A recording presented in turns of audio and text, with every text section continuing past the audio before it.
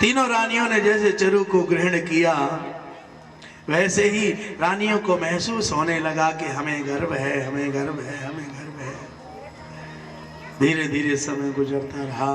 पूरे अवध में दूर दूर से महात्मा लोग आकर अपनी कुटिया बनाने लगे। और तो और बसंत ऋतु का समय नहीं था, तभी बसंत ऋतु जैसा महसूस होने लगा। सरयू अपने पूर्ण वेग से आज अयोध्या के बिल्कुल निकट बहने लगी। जिधर देखते हैं वहां मानो बरसात का सा समय होने जा रहा है। पूरा माहौल महाराज ठाकुर जी जैसा लग रहा है, आनंद मंगलमय लग रहा है। किन्हीं किन्हीं ने पूछा, अरे बाबाओ पहले तो तुम्हें कभी नहीं देखा, अब अयोध्या में ज्यादातर देखते दाढ़ी वाले बाबा ही घूम रहे हैं, आखिर क्या होने वाला है? राम आने वाले राजा, राम आने वाले, राम आने वाले राजा, राम आने वाले हैं, राम आने वाले राजा, राम आने वाले हैं, राम आने वाले राजा, राम आने वाले हैं।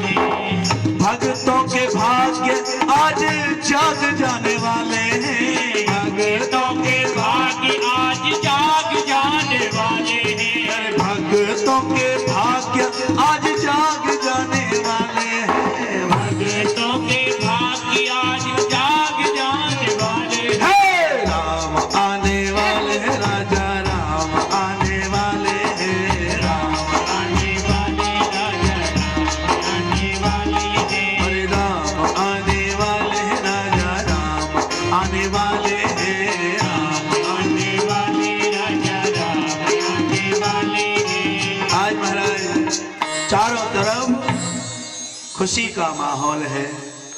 वो समय आ गया, मध्य दिवस अति शीत ना घामा, पावन काल लोक विश्रामा। वो समय आया दिन के 12 बजे, मध्य दिवस यानी दिन के 12 बजे।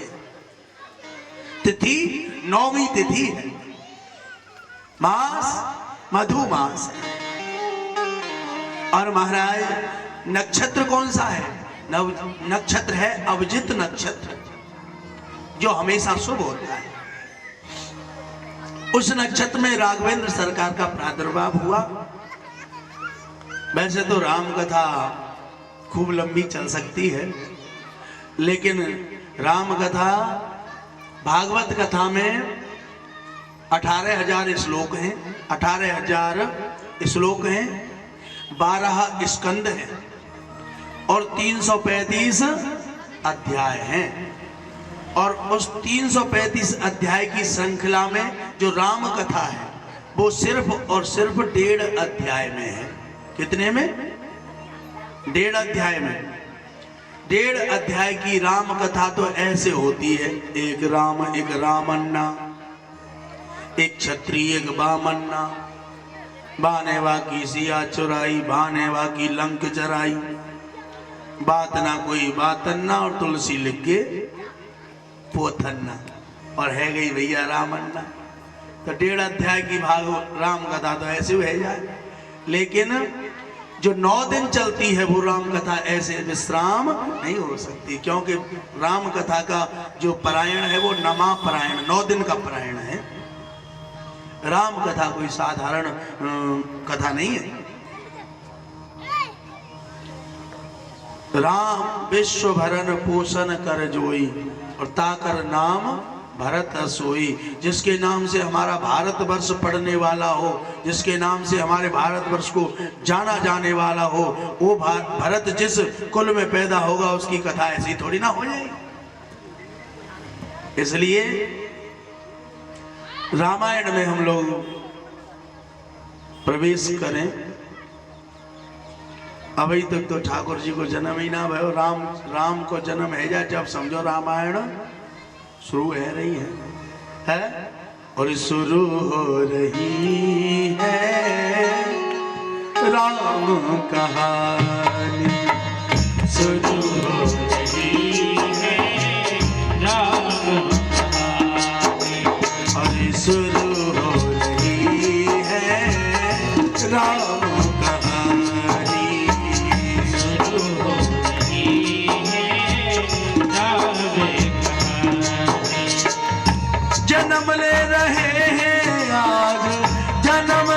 रहे हैं आज सबसे बड़े